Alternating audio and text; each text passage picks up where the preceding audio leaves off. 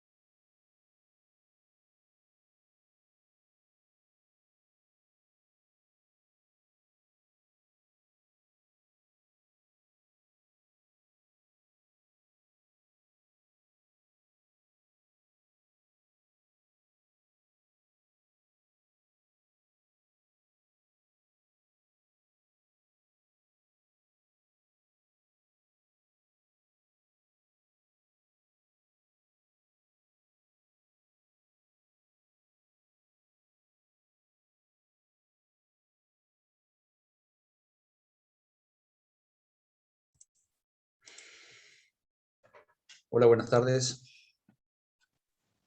Buenas tardes. Buenas tardes. Buenas tardes. ¿Todo bien?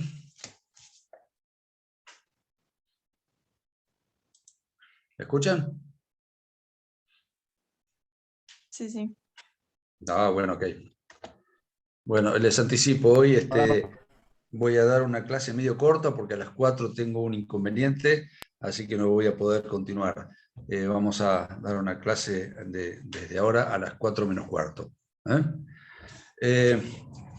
Bueno, el cronograma es medio raro en esta parte y me hace arrancar desde una coma en adelante.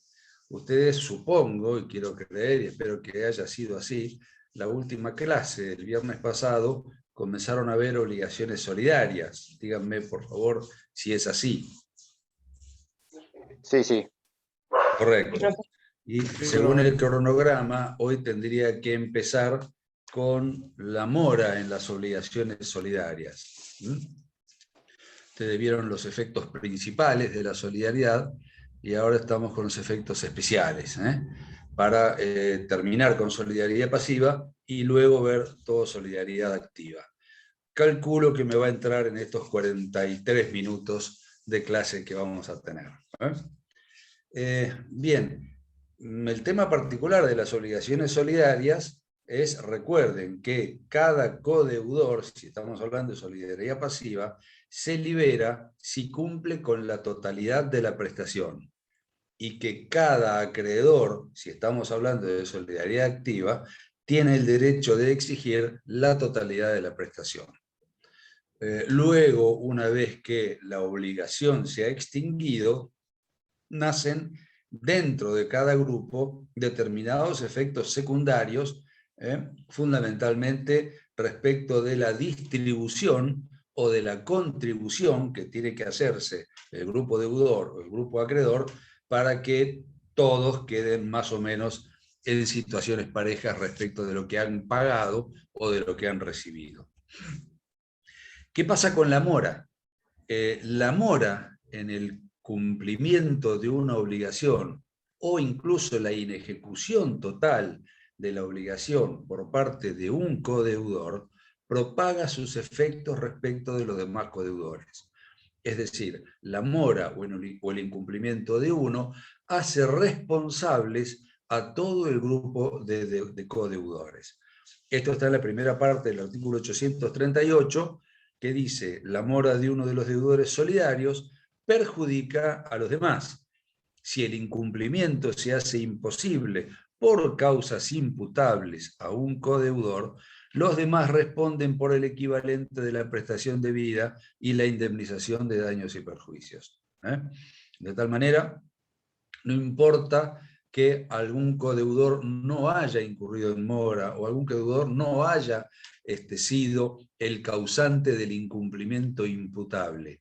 Basta con que uno de los codeudores haya incurrido en mora o sea el causante del incumplimiento imputable como para que estas circunstancias perjudiquen a todo el grupo codeudor.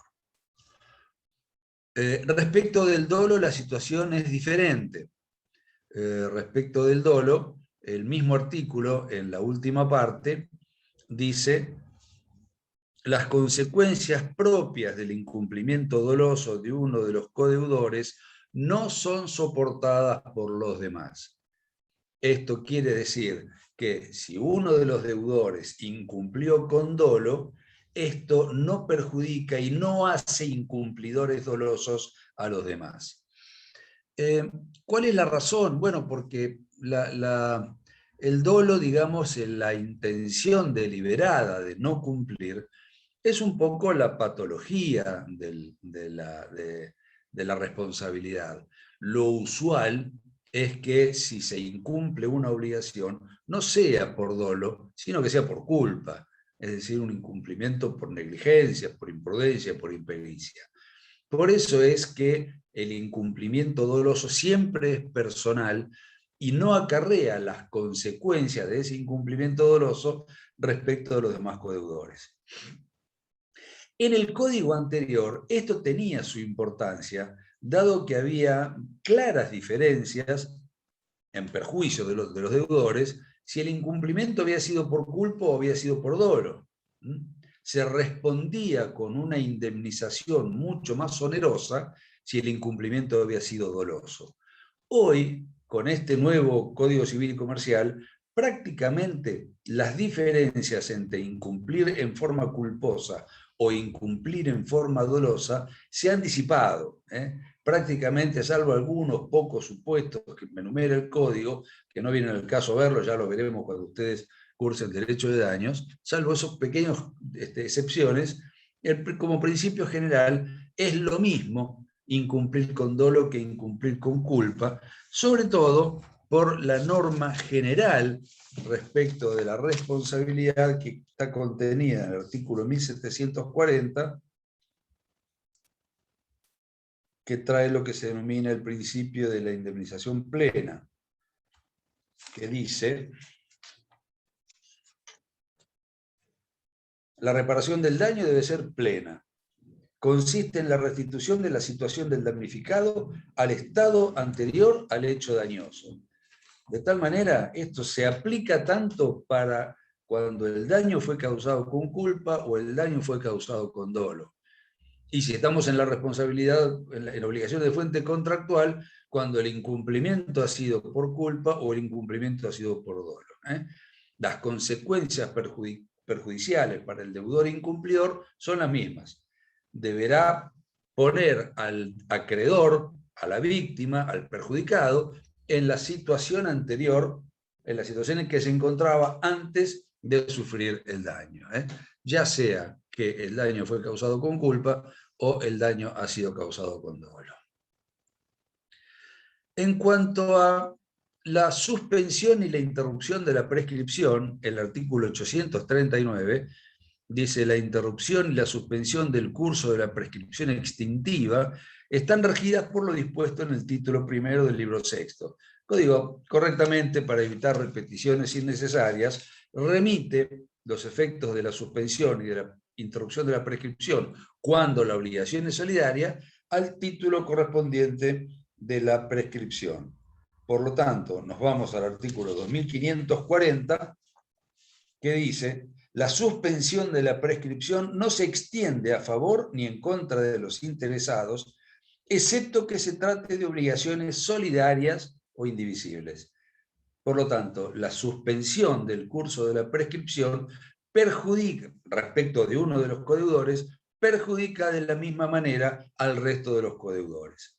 Y lo mismo ocurre con la interrupción de la prescripción. El artículo 2549 dice, igual que el anterior: la interrupción de la prescripción no se extiende a favor ni en contra de los interesados, excepto que se trate de obligaciones solidarias o indivisibles. Los efectos perjudiciales para el deudor, tanto de la suspensión como de la interrupción de la prescripción, producidas respecto de un codeudor, se propagan al resto de los codeudores. ¿Qué pasa con la cosa juzgada? El artículo 832 del Código Civil dice: la sentencia dictada contra uno de los codeudores no es oponible a los demás, pero estos pueden invocarla cuando no se funden circunstancias personales del codeudor demandado. ¿Esto qué significa? Si el acreedor demandó a uno de los codeudores, y no a todos, la sentencia que se haya dictado en ese juicio, en principio, no es oponible respecto de los demás codeudores que no fueron parte del juicio. Esto es una norma de derecho procesal constitucional. Claro, si esa sentencia hiciera cosa juzgada respecto de personas que no intervinieron en el juicio, se estaría violando el artículo 18 de la Constitución, que exige el respeto del principio de la defensa en juicio. De tal manera, la cosa juzgada respecto de un codeudor no es oponible a los otros codeudores que no fueron parte en el juicio. Pero si los beneficia, estos sí pueden invocarla a su favor. Es decir, se produce en la propagación de efectos favorables. Si esa sentencia perjudica a los codeudores que no fueron parte en el juicio, no les puede ser opuesta. Pero si esa sentencia los beneficia, ellos sí pueden invocarla a su favor. ¿Está? Respecto de los efectos internos, que es lo que yo les decía hace un rato cuando empezábamos la clase. Una vez que un codeudor ha pagado la totalidad, corresponde que lo que pagó de más sea compensado en el patrimonio del resto de los codeudores, porque todos se obligaron conjuntamente. De tal manera, el artículo 840 dice: el deudor que efectúa el pago puede repetirlo de los demás codeudores según la participación que cada uno tiene en la deuda.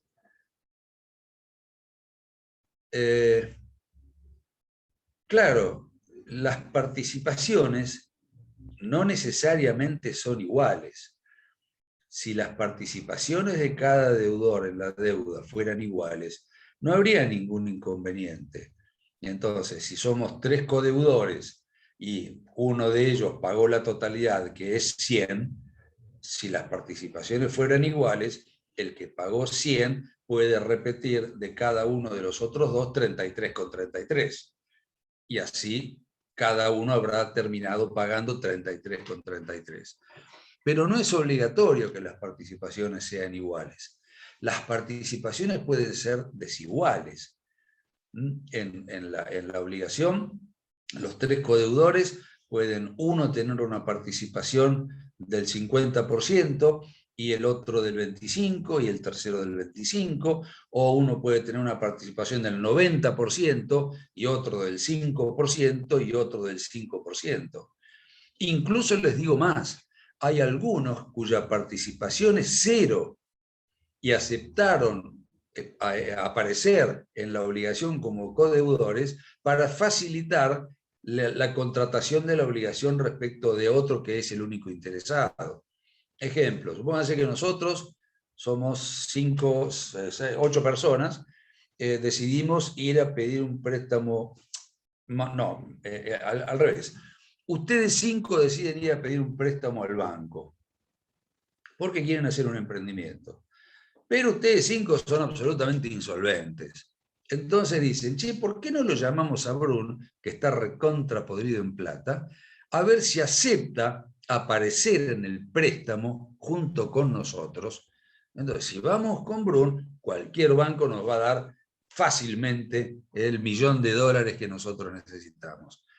Entonces, fíjense que yo aparezco como codeudor solidario junto con ustedes en el préstamo que le estamos pidiendo al banco, pero yo he aparecido solamente para hacerles un favor a ustedes.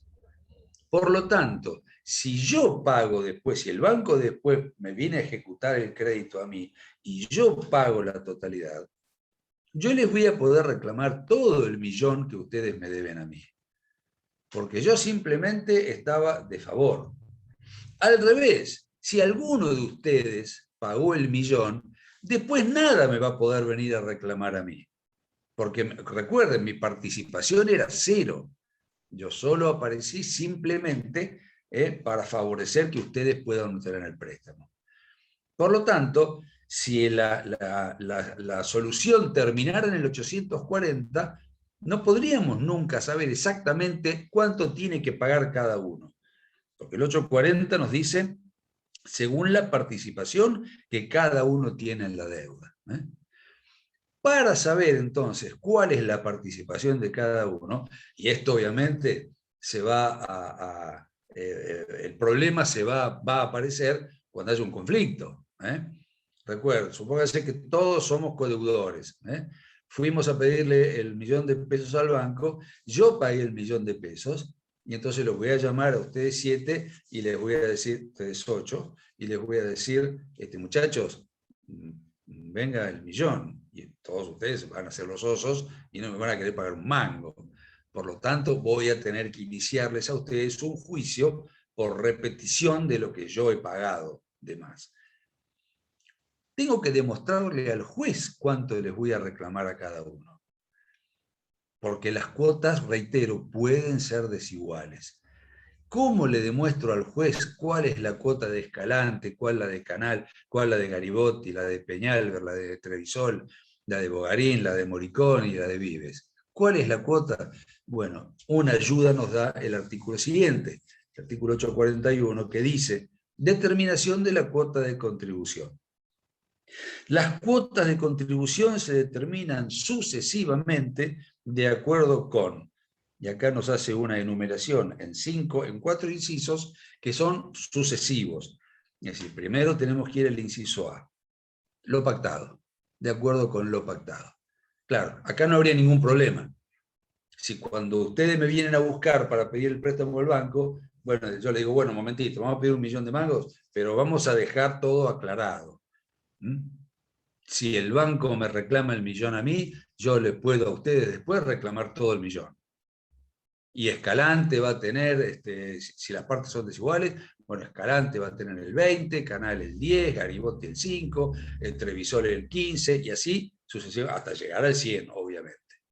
Si eso está pactado, bueno, yo le acompaño eso al juez y le digo, señor juez, vengo a demandar a estas 8 personas para que me paguen lo que dice este contrato que hemos celebrado.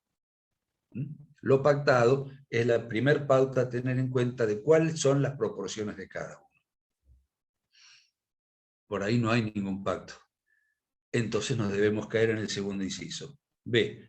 La fuente y la finalidad de la obligación, o en su caso, la causa de la responsabilidad. O sea, acá hace una diferenciación. A ver, si nosotros éramos codeudores solidarios en una obligación de fuente contractual, o somos codeudores solidarios por una cuestión de responsabilidad. Qué sé yo, nosotros 9 causamos un daño a otra persona. Bueno, ¿por qué fuimos a pedir el préstamo del $1.000.000 al banco? Bueno, porque ustedes 8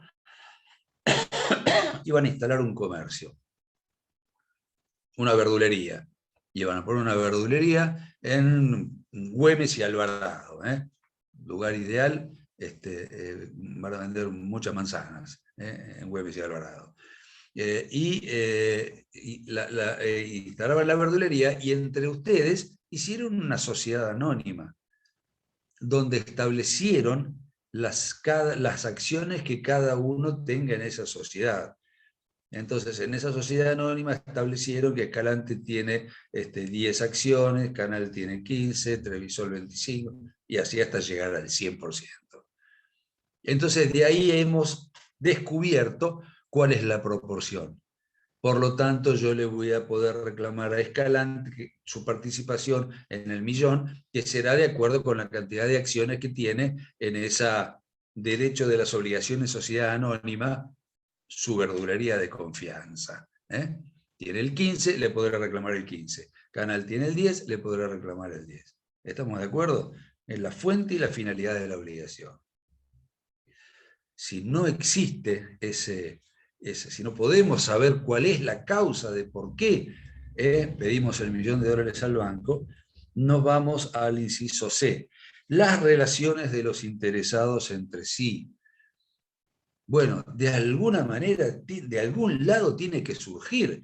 ¿Por qué pedimos $1.000.000? ¿Para hacer qué? De alguna manera puede llegar a surgir.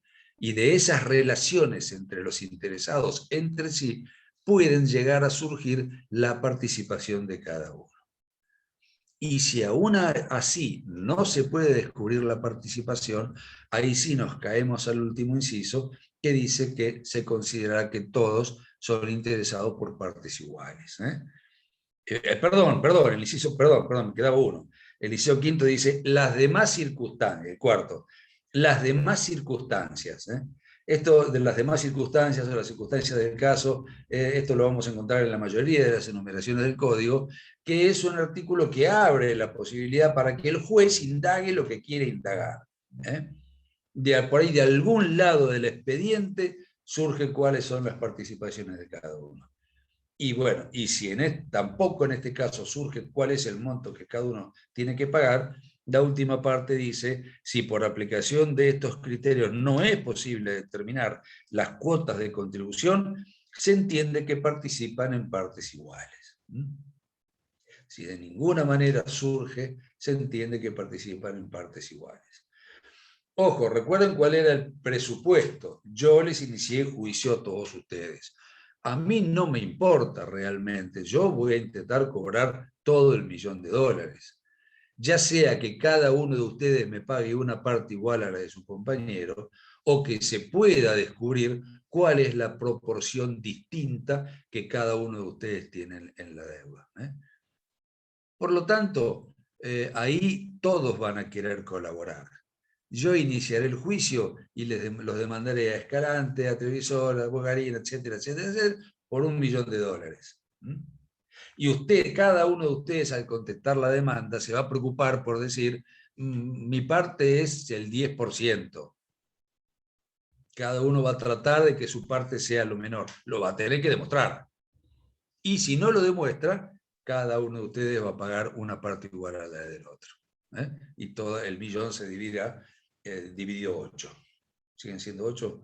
Pues ya no, 4, 5, 6, 7, 8, 9. Dividido 9. ¿Está?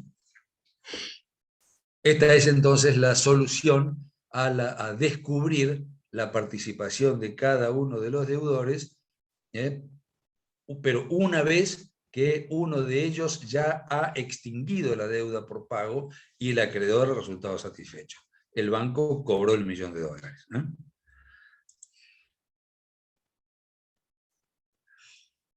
Respecto de la solidaridad activa, los principios son sustancialmente similares, prácticamente idénticos.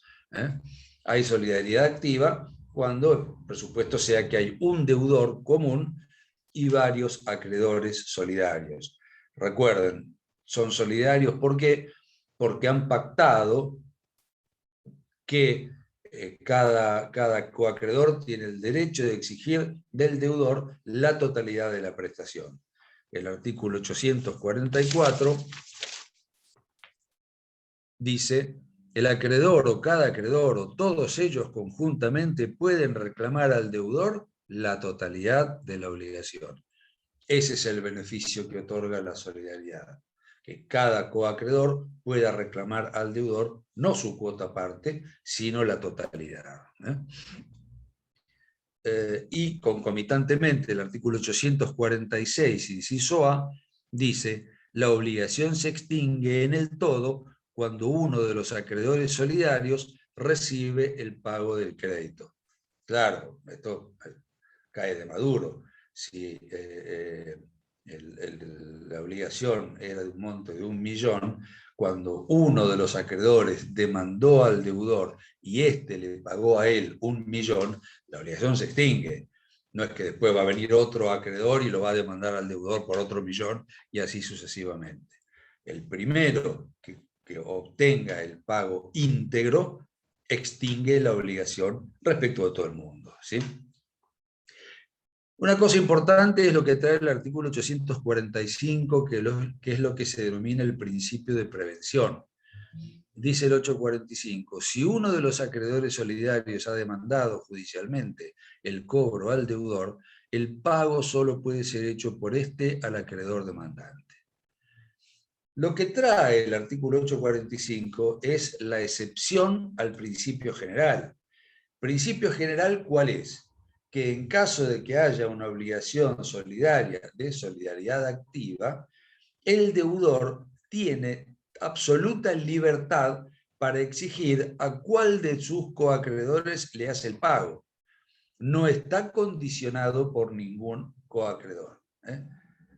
La personalidad para recibir el pago la tiene cualquier coacreedor y lo decide totalmente libre el deudor, salvo lo que dice el 845. Es decir, que uno de los coacreedores lo haya prevenido. ¿Qué significa que lo haya prevenido? Que lo haya demandado judicialmente. No simplemente que le haya exigido el pago.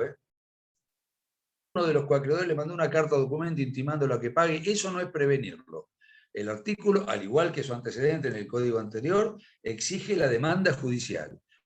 Uno de los acreedores solidarios ha demandado judicialmente el cobro al deudor. El pago solo puede ser hecho por este al acreedor demandante. Ahí el deudor pierde la libertad para hacerle el pago a quien él quiera. Tendrá que pagarle al acreedor que lo demandó. Y si le paga a otro acreedor, el viejo adagio que dice el que paga mal, paga dos veces, tendrá que pagarle nuevamente al acreedor que lo demandó. Por supuesto, una vez que le pague luego al acreedor que lo previno, al acreedor que lo demandó, ese pago será el presupuesto para obtener la repetición de lo que le pagó al anterior acreedor, que ya no tenía la personería como para reclamar el pago. ¿Está claro? Hay una cuestión que el código no ha resuelto, es qué pasa si dos acreedores en momentos distintos han demandado al deudor. ¿Qué es lo que ocurre? Acá lo que debería entrar en vigencia son las reglas procesales. Cuando hay dos juicios por la misma causa entre las mismas partes, deben acumularse en el juicio que va más adelantado.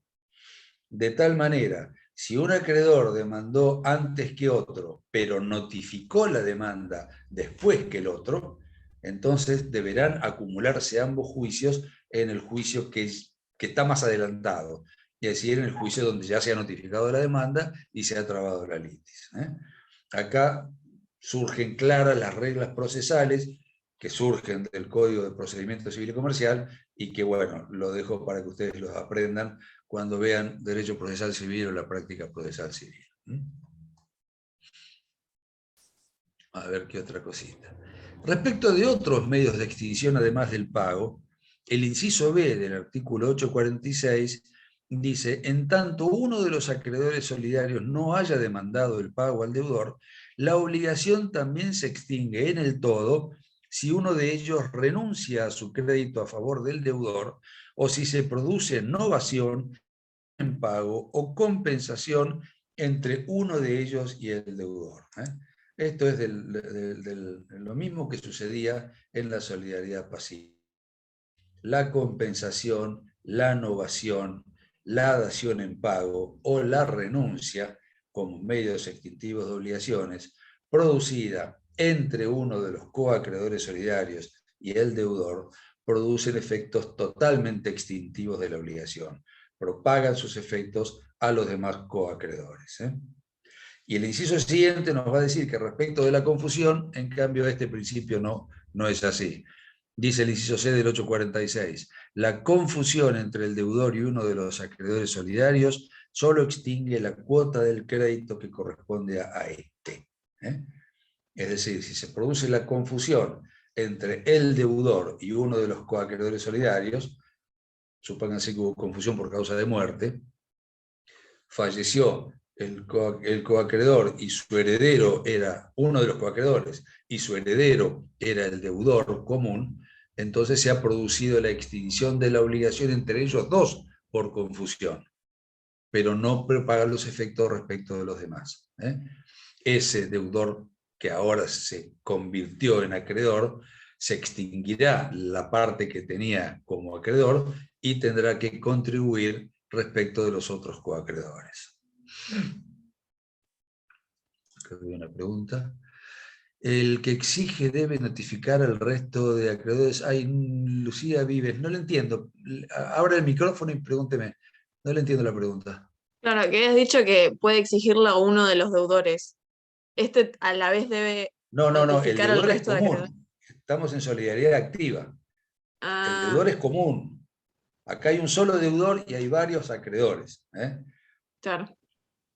¿Cuál es tu En el caso pregunta? de que haya más, puede ser que haya tipo varios sujetos en ambos polos y Sí, claro, solidaridad. sí. Y ahí se aplican los efectos, tanto principales como accesorios, de la solidaridad pasiva para los deudores y de la activa para los acreedores.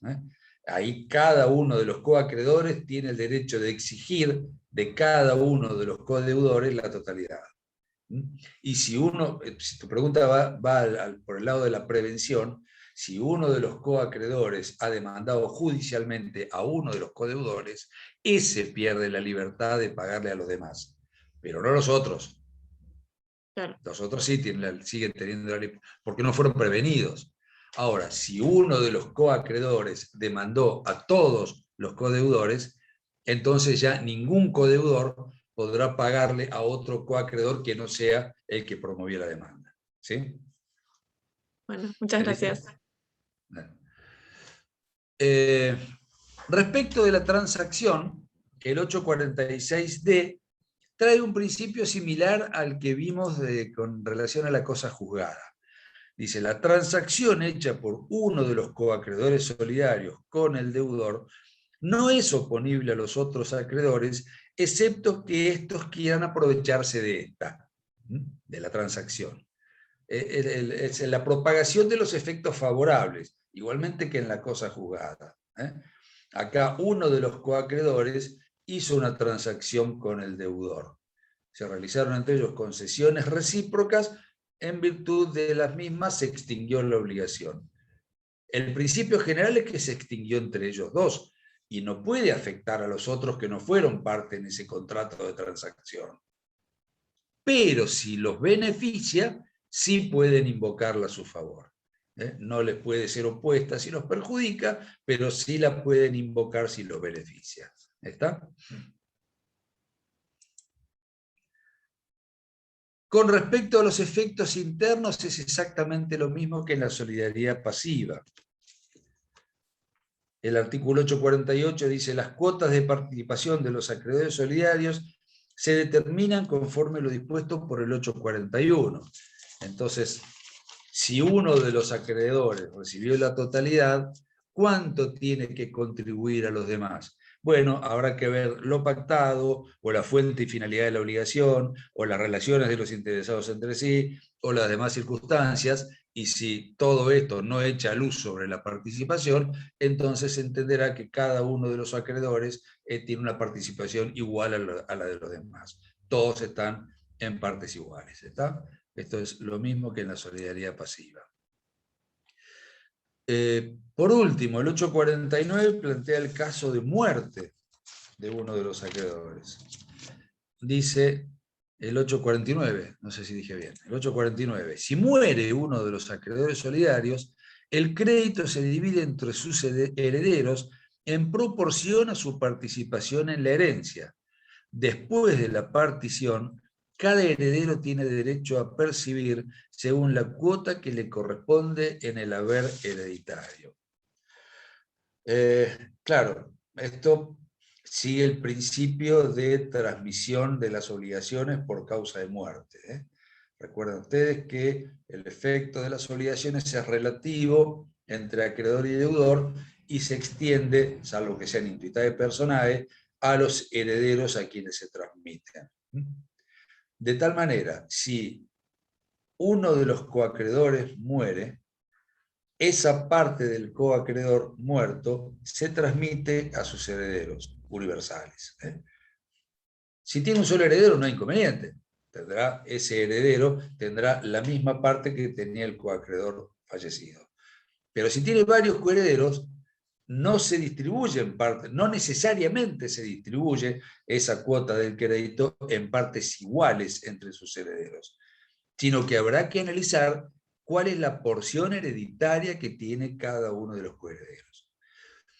Esto se los anticipo, cuando vean derecho de sucesiones, ya cuando estén ahí casi afuera de la facultad, les van a explicar que las porciones hereditarias pueden ser iguales o desiguales. ¿De qué depende de que las porciones hereditarias sean iguales o desiguales? De la relación de parentesco que tengan con el causante, con la persona que murió. Los hijos tienen la misma proporción, de tal manera, si yo soy coacreedor junto con otros coacreedores y muero, yo tengo 4 hijos, mis herederos, mis 4 hijos, tendrán en esa porción del crédito una cuota igual cada uno. Se distribuirá el 25%, 4 hijos el 25% cada uno. Ahí las porciones hereditarias son iguales.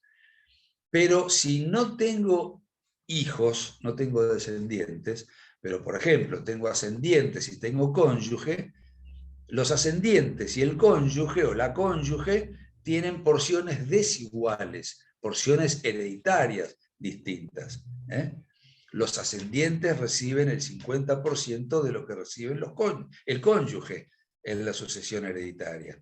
De tal manera, del mismo modo, esa participación en la obligación de la cual yo era coacreedor se distribuirá 50, la mitad para los ascendientes y una parte para los ascendientes y 2 partes para el cónyuge. Recuerden que los ascendientes tienen la mitad de la participación hereditaria que el cónyuge. No se resuelve entonces de acuerdo con el derecho de las obligaciones, sino que se resuelve de acuerdo con las normas del derecho sucesorio. Y así cada uno de los que tienen vocación hereditaria tendrán porciones hereditarias iguales o desiguales según el vínculo parental o de parentesco que tengan con el causante. ¿Está más o menos entendido esto? Vayan siguiendo por los artículos del código y relaciónenlos por ejemplo, en el tema de prescripción, con las normas de la prescripción, y la solución está muy fácil en el código. Es una cuestión no de memoria, sino de interpretarlo con lógica, de razonarlo, y prácticamente no habría otra solución distinta en este tema de las obligaciones solidarias. ¿Estamos de acuerdo? ¿Tienen alguna pregunta? Me sobró tiempo, mira. Soy todo escucha, todo oídos. Ya estamos ahí, ya queda nada, queda medio y ya terminamos. Les pido por favor, ya que llegaron hasta acá, encarecidamente, miren cómo pongo las manitos, encarecidamente, bien, ya estarán estudiando, me imagino. A vos, Trevisol, te sobra el tiempo, así que tenés que descollar, y entrenate con la tecnología, que no te pase lo del parcial, por favor. No, profe, que no había sido mi problema. Sí, lo vio a usted y usted me veía perfectamente. La otra profesora me veía bien también. Entonces el problema lo tenía Lustonó en su momento. Claro, pero porque yo me metí a su clase y usted me veía bien, me escuchaba bien. Sí, la otra profesora también, no era yo el problema. De hecho, acá en las clases siempre te vemos bien.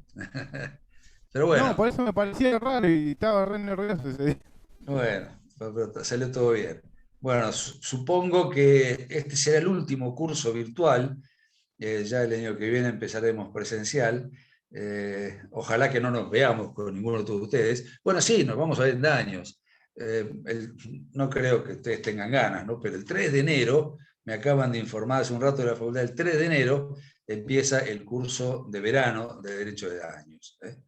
El que quiera inscribirse cuando aprueben obligaciones, serán muy bienvenidos. Profe, sí. ¿le puedo hacer una consulta? Dale. ¿El curso de daños va a ser presencial o va a ser mixto? No sabe. No, presencial, va a ser presencial. Sí, bueno, vos debes tener alguna excepción, de alguna manera, pero me informó que va a ser presencial, pero se va a encontrar la vuelta, quédate tranquilo, no hay, Bueno, se va a encontrar hablaré la con solución. la... Bueno, gracias. Probablemente, no sé qué estará pensando la facultad respecto de aquellos alumnos que tienen alguna dificultad para la presencialidad, pero la van a encontrar la solución, no te hagas problema. ¿Eh? Bueno, nos vemos el martes que viene. Todavía algunas clases más tenemos. Gracias. Hasta el Disculpen martes. que hoy me tengo que ir temprano. Hasta Gracias. luego. Chao, buenas Gracias por tardes. todo. Chao, profe. Hasta luego. Chao, buenas tardes. Ah,